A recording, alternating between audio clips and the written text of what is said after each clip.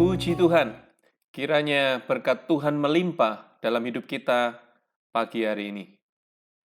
Judul firman Tuhan pada pagi hari ini adalah Keluarga yang Bahagia bagian kedua. Menyambung renungan pagi kita beberapa waktu lalu, dan bagi kita yang belum mengikuti bisa melihat di link di akhir daripada renungan pagi ini.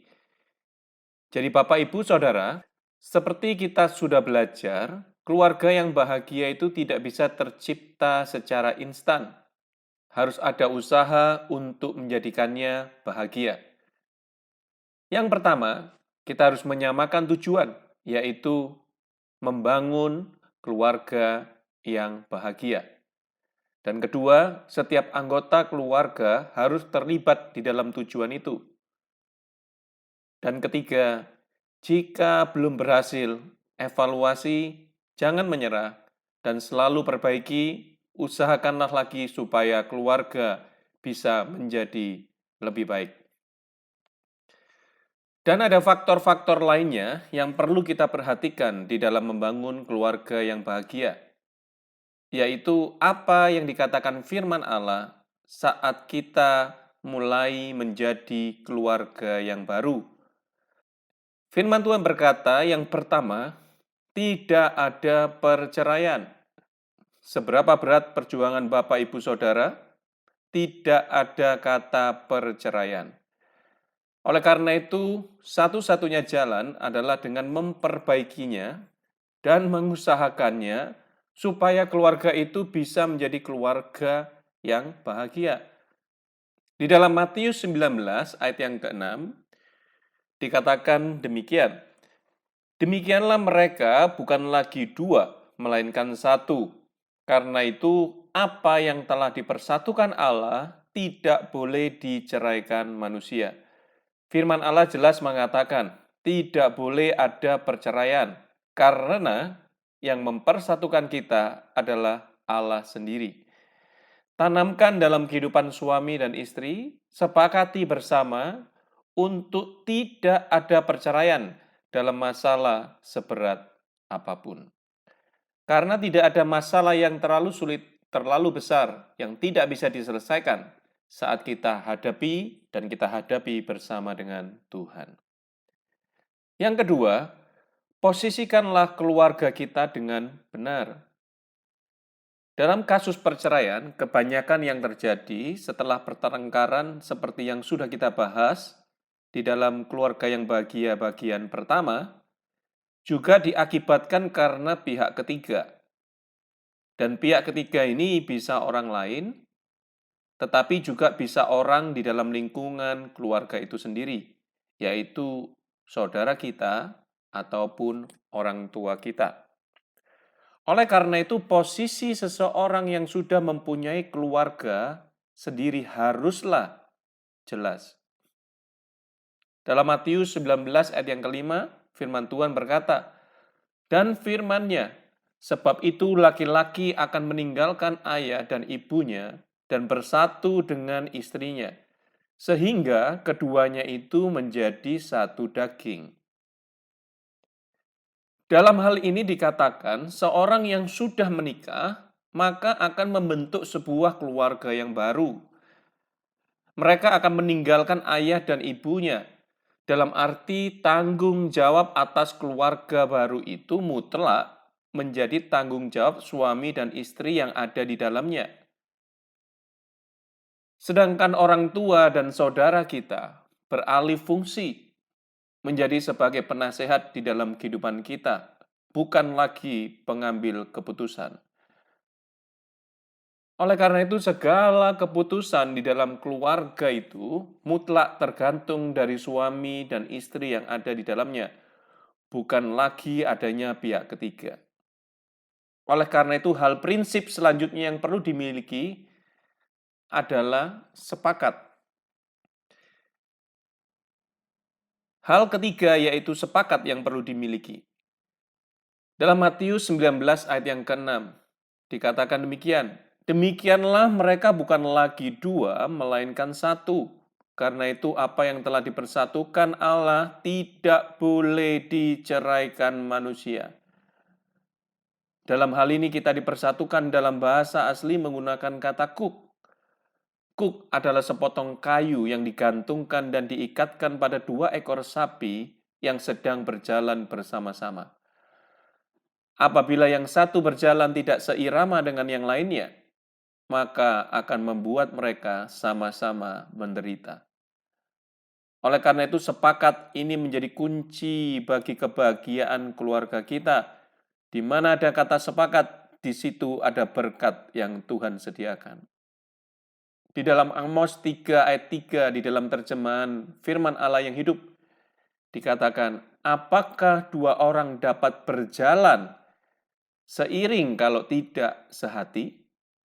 Atau tidak sepakat, tidak berunding, tidak berjanji terlebih dahulu? Jadi sepakat ini hal yang penting di dalam sebuah keluarga. Sepakat dengan suami atau istri atau anak kalau masih tinggal satu rumah dan belum menikah.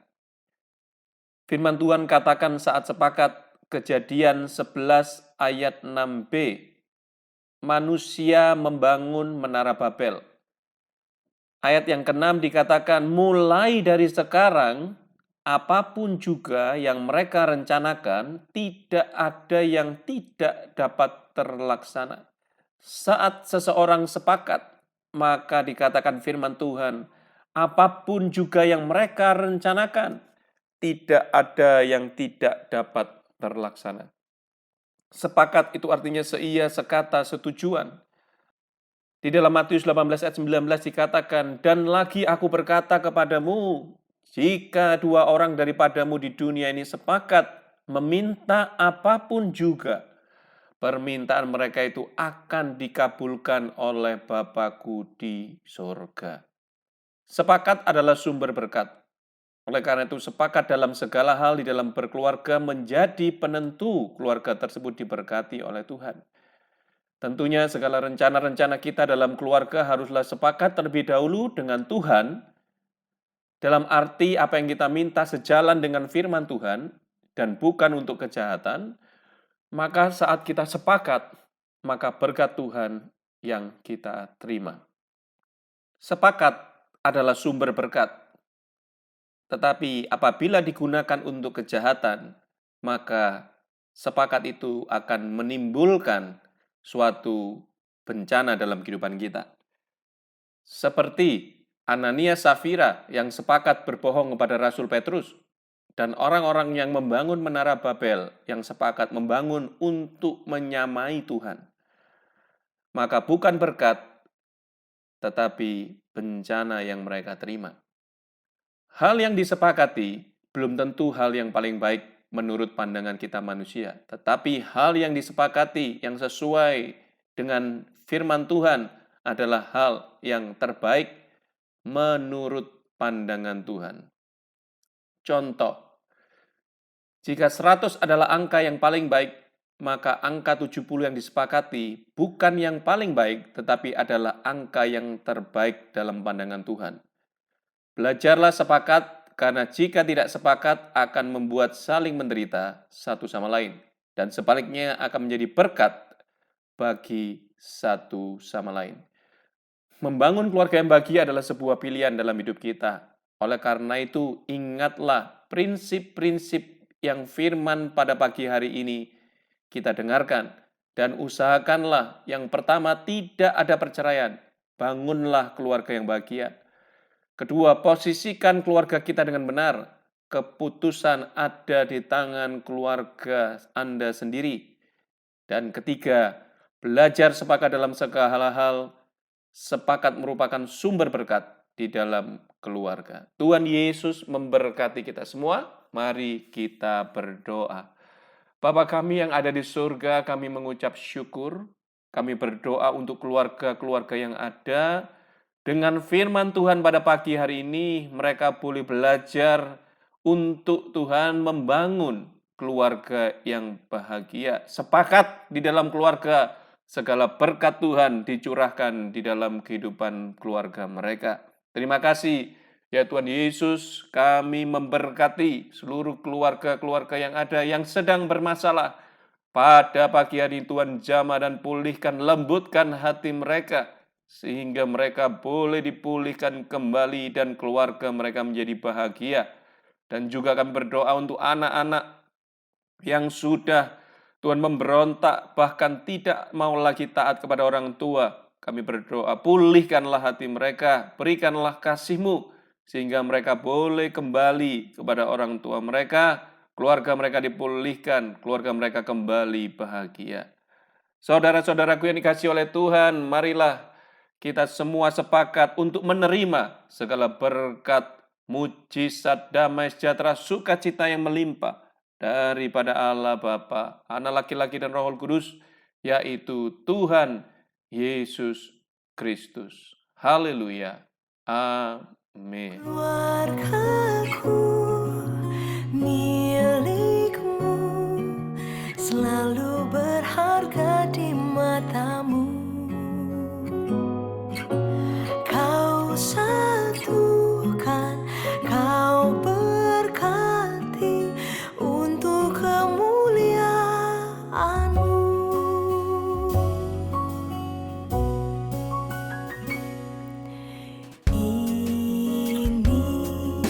Saatnya Tuhan kan melawat keluargaku. Ini waktunya pemulihan terjadi. Keluargaku milikmu, selalu berharga di matamu. Kau satukan, kau berkati untuk kemuliaan-Mu.